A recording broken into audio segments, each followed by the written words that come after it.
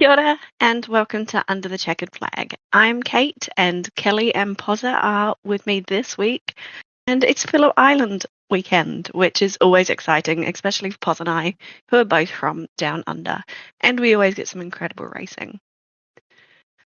This week, though, we're going to be missing some riders. It's going to be quite a bit of a depleted grid. We already know that Marc Marquez and Jorge Martin are not going to be racing at Phillip Island, and I believe they're both out for Malaysia as well. Maverick Vinales, there's still a bit of a question mark over his head, I think. Naturally, right after we finish recording this, it was announced that Paul Espargaro will be replacing Maverick Vinales for Australia and Malaysia. So yes, a very depleted grid. Now back to our recorded episode. We do know that Michele Pirro is going to be subbing in for Mark. Obviously disappointing for the fans that'll be attending, but what do you guys think about these riders missing this weekend? Obviously absolutely not ideal, but I think it's just absolutely fair. Mark needs to take the time off. He needs to recover, and especially as now the reigning world champion, if he wants to come back as a strong fella next year, he needs to take the time off. I understand, you guys wanted to see him. It's unfortunate, but if he's going to maintain his streak, he needs to just be recovered and not injured and pull over him, Martin. Maverick Vinales, it's going to seem rude, but has he really done anything of note this year anyway? No. If he wants to come back next year, uninjured and perform better, he needs to just take the rest of the year off. And I mean that wholeheartedly. Everyone wants him to recover strongly, but if he comes back is still slightly injured, he's not going to perform to the standard that he wants to, and he's just going to injure himself more, and it's not going to be ideal whatsoever. So, in my personal opinion, yeah, I think he just needs to take the year off. Standing on a podium, multiple riders can do that. He's been in the sport many years, many years. And to the amount of time that he's been in the sport, I don't think he's done enough for that. Jorge Martin is also spending the time out, which is fair enough. He's just been entirely injured. I think he just needs to take the entire season off. Don't come back. Don't come back. Just take it off, recover, and then come back, because you've come back twice now and it hasn't gone your way. So just stay off, Jorge. Stay off, please. Yeah, I completely agree with most of that, especially with Jorge Martin. The way that I see it, I think we may have said this last week as well, but there's nothing to really gain from coming back this year. I think he just needs to focus on being fully fit for next year, and obviously probably won't be in title contention just because he still is quite down on track time and time on the bike. But I feel like throughout the season we can probably sort of say that he'll be back fighting for podiums, maybe race wins, depending on where the Aprilia is next year. Yeah, I think his focus should be fully on next year at this point. Just getting fit for maybe the postseason test, but if not, then just getting his fitness up for preseason next year. I think we can probably say that for all the riders that are injured at the moment. There's nothing really left to fight for. Mark's won the title, and if you're not going to be fighting for race wins, you're just better off recovering. So, being Phillip Island and a preview podcast, I would like to know your favourite Phillip Island race in history and why. I'm going to start because it was 10 years ago, Phillip Island 2015. Now, I picked this one not because of the controversy that followed it, but purely because of the race itself and how many overtakes they were. It was honestly absolutely incredible racing, and it's without a doubt one of my favourite races of all time. It just had all the good names up there as well. Pedrosa, Rossi, Annoni, Lorenzo Marc. It's just, yeah, without a doubt, one of my favourite ones. But how about the two of you? Yeah, I'm pretty sure this is one that I did end up watching at the time, but just for the sort of dramatics that went on in the race, it wasn't the best race racing wise, but it was quite dramatic, a bit chaotic. I'm gonna go with the 2013 Phillip Island race, obviously the one with pit stops. Marc Marquez ended up going one lap too long before pitting and got black flagged in the end. And even beside that, it was still a pretty good race between himself, Lorenzo, and Danny Pedrosa.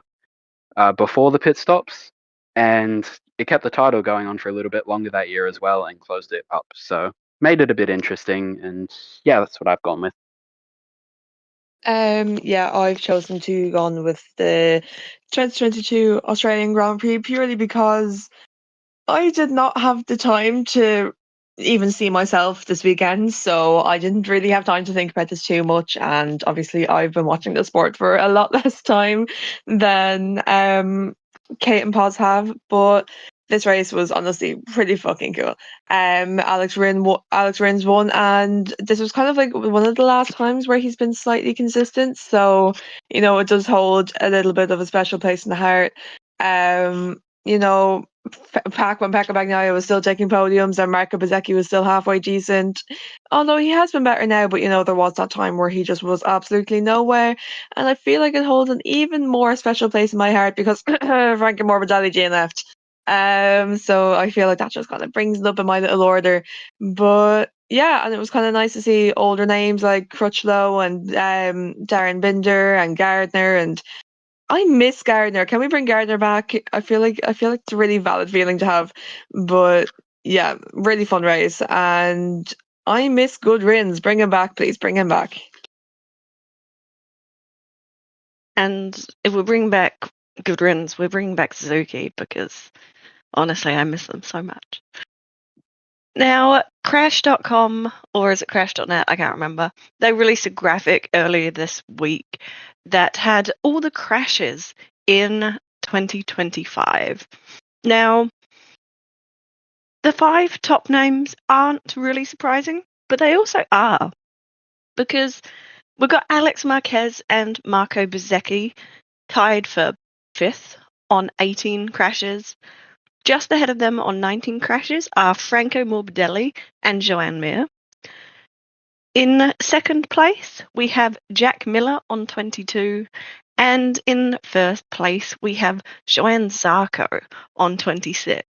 Now, for all the hate Mir gets, you'd think that he would be the top name on this, but he's not. And I guess it's probably because most of his races come with crashes, whereas the others are probably crashing in practice and qualifying a bit more. So he definitely doesn't reap the rewards nearly as much. What do you guys think about these crashes, and what it's doing for their season or has done for their season?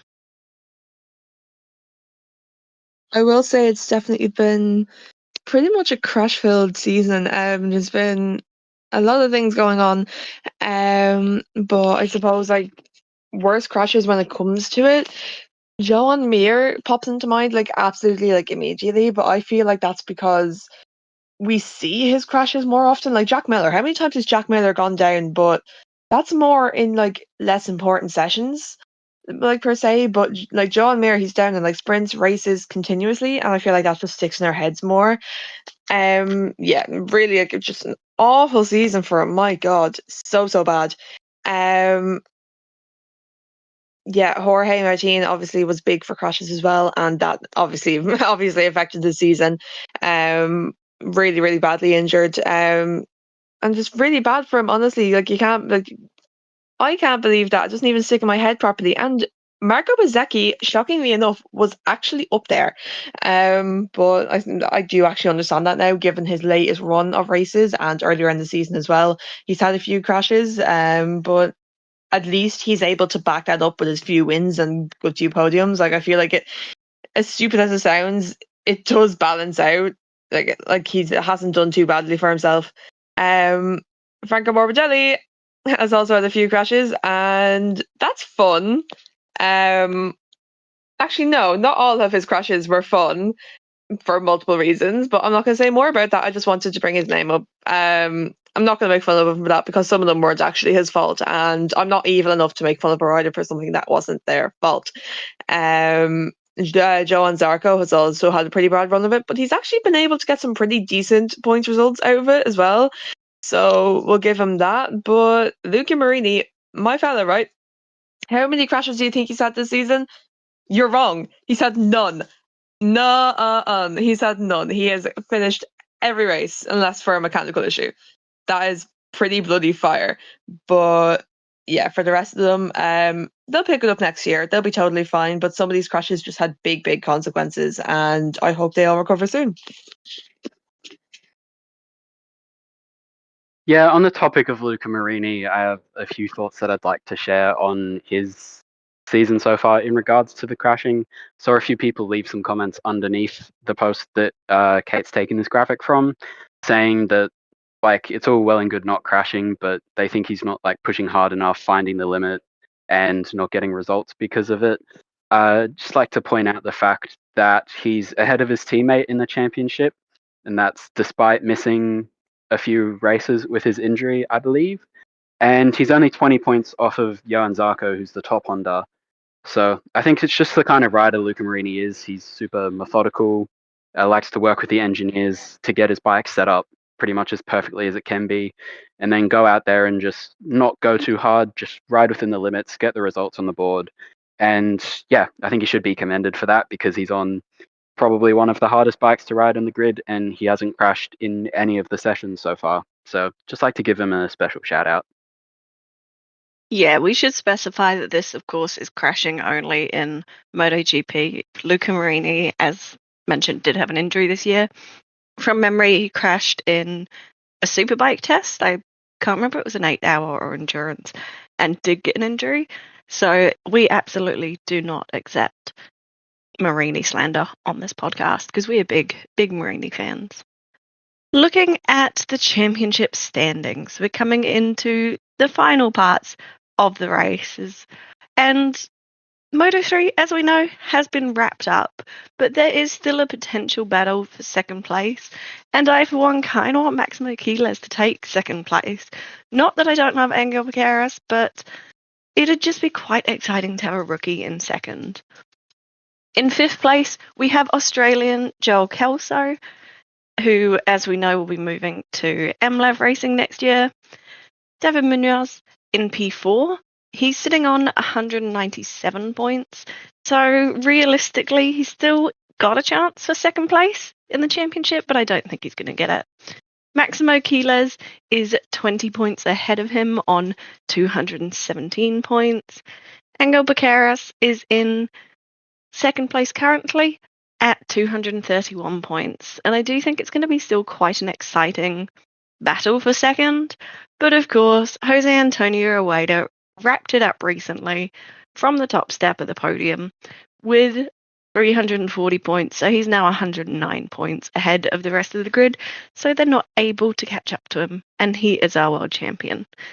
That's Moto3 world standings. Who's doing Moto2? Yeah, I'll be taking the Moto2 standings. Obviously, the only championship that hasn't been decided so far, and by far, I think the most exciting title battle we've had this year, easily. Probably one of the closest we've had in Moto2 for a while, probably a few years. But in fifth place, it's Jake Dixon on the Mark VDS Boscoscuro. He's been pretty consistent the last few races, not obviously winning every race, going out there, getting every like podiums in every race, but I feel like he's been sort of consistently fifth and sixth in most of the races.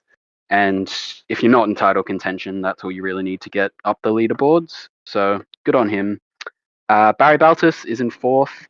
I feel like we can kind of consider him and Aaron Canet in third out of title contention now. Obviously, they're still mathematically in it, but I feel like it'll be between the top two as it stands. Diego Moreira is in second and has closed in a massive amount on Manuel Gonzalez after the drama from Mandalika with Gonzalez getting disqualified.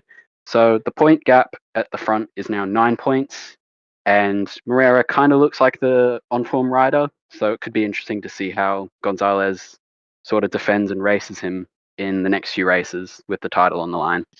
Yeah, I'm gonna move straight on to MotoGP myself. In fifth, we have Pedro Acosta, and given his latest run of results, it's actually quite shocking to some people, but I expected it. He was very strong in his little junior series, and he's doing well for himself now, so all his haters can shove it.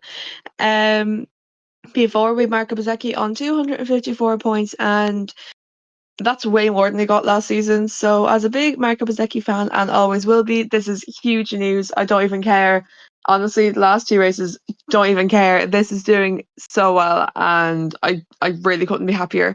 In third, we have Pecco Bagnaia in 274 points.